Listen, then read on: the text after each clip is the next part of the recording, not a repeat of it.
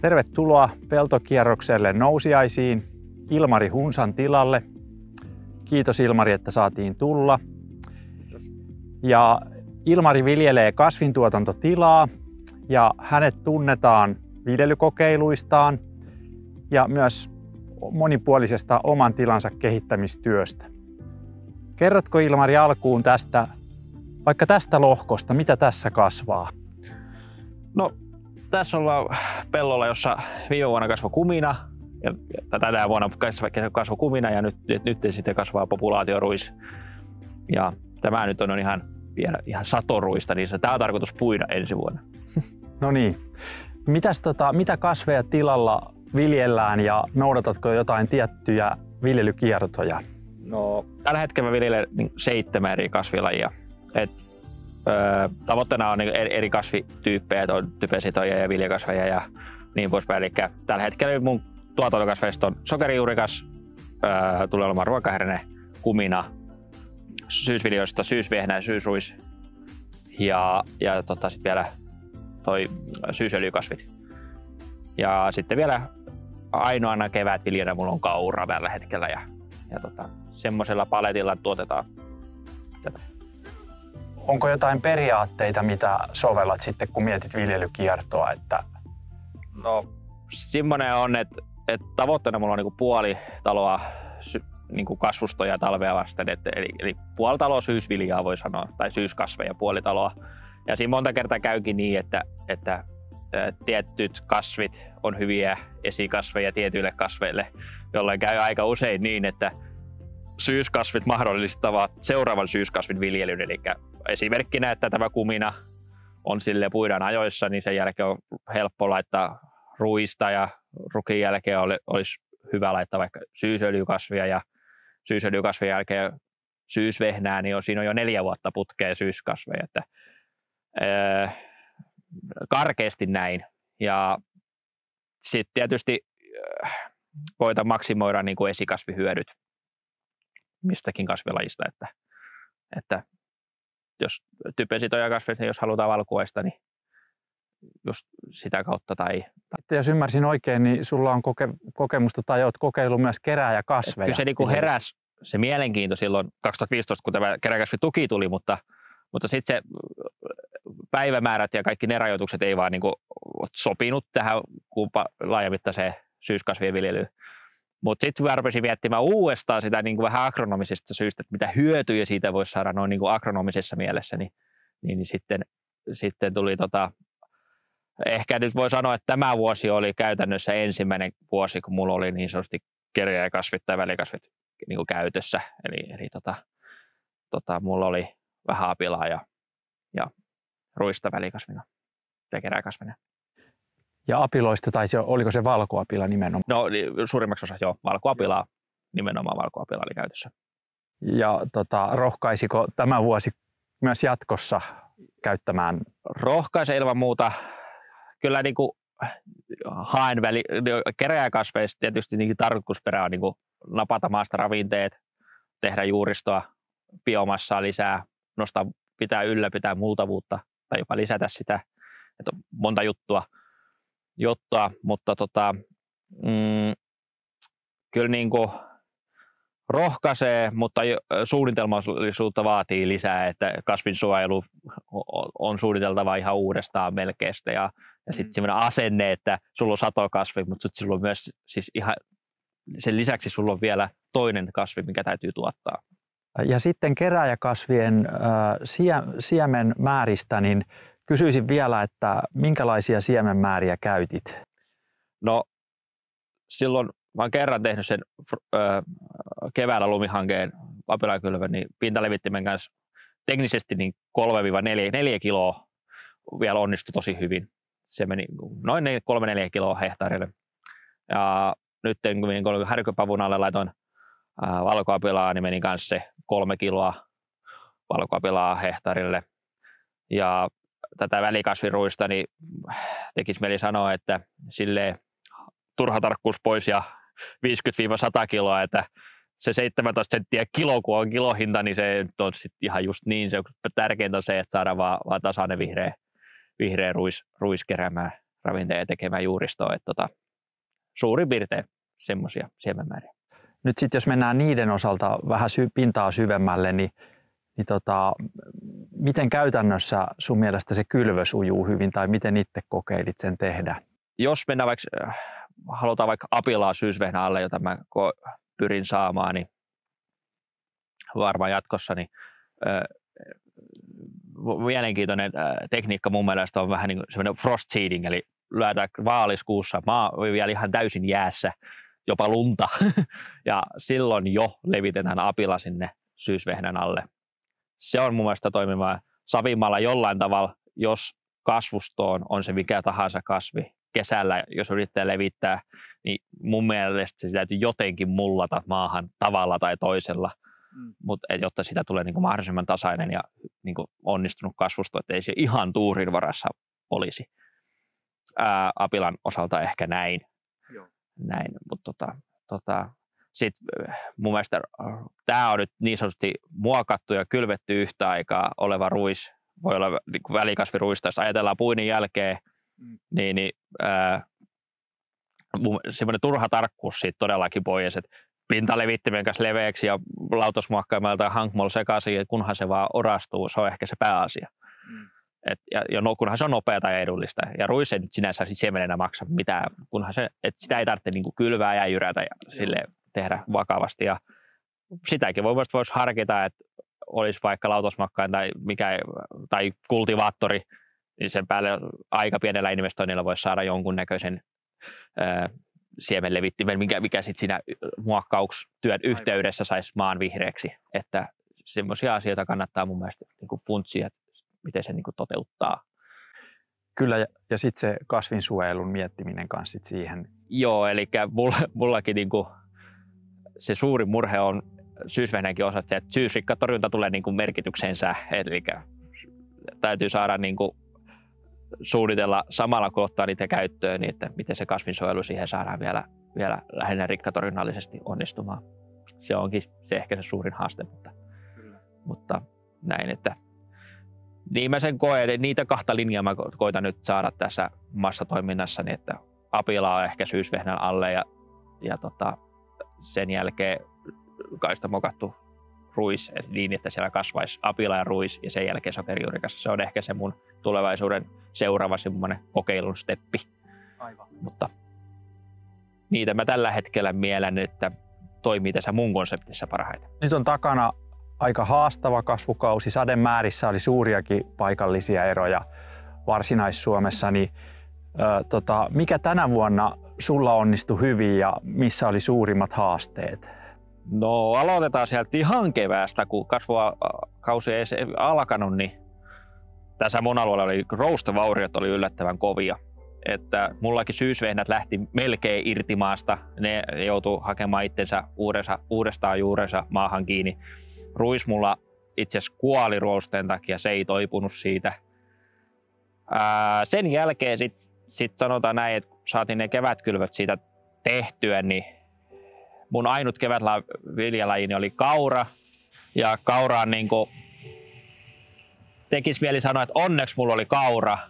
Aikaisemmin mulla oli mallasohraa, niin se mullakin osuus se kevätkuivuus vähän siihen kriittiseen kohtaan, että miten jälkiversolta lähtee kevätviljoilla menemään, mutta kyllä kaura siitä sadon tuotti niin sanotusti tosi hyvän sadon, että olen suorastaan yllättynyt, sanotaan näin, täksi vuodeksi. Kumina tuotti todella hyvin. Siitä roustevaurioista syysvehnästä ei tullut kyllä ihan mitään hehkutettavaa. Öljykasveissa oli sitten eniten tuholaishaasteita, mutta nekin puitiin kyllä jo, mutta sanotaan karkeasti näin, että kaikki syyskylväiset kasvit kyllä sitä ruista lukuun ottamatta niin ihan ok. Ja kaura oli yllätys. Ja sokerijuurikas kanssa yllätti, että väitän, että se on myös yksi tämmöinen kuivan alkukesän, niin kuin, sitä se ei haittaa, sanotaan näin. Se kuvastaa hyvin sitä, että mulla on 7 eri kasvilajia. Toisena vuotena toinen pärjää paremmin kuin toinen puoli. Harvinaista on se, että mä saan ihan kaikki 7 nappiin. että kyllä se melkein todennäköisempää on, että siitä löytyy ihan kaiken tasosta suoritusta siitä joukosta.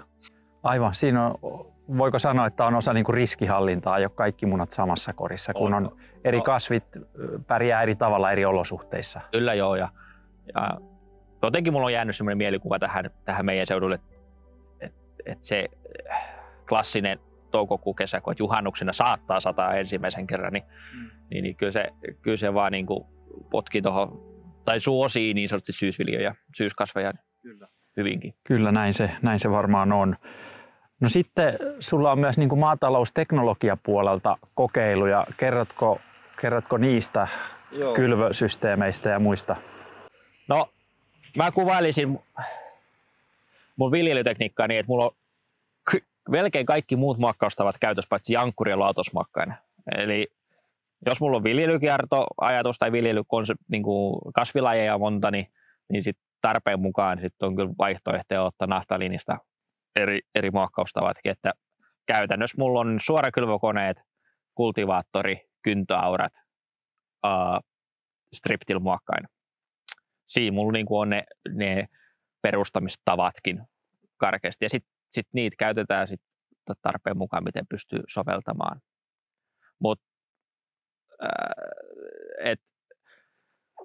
Ja kuinka ollakaan tämä striptil-muokkaus, kaistamuokkaus, niin kyllä se nyt tietenkin huomaan, että se nostaa niin sanotusti prosentuaalisesti käyttömääräänsä pikkuhiljaa.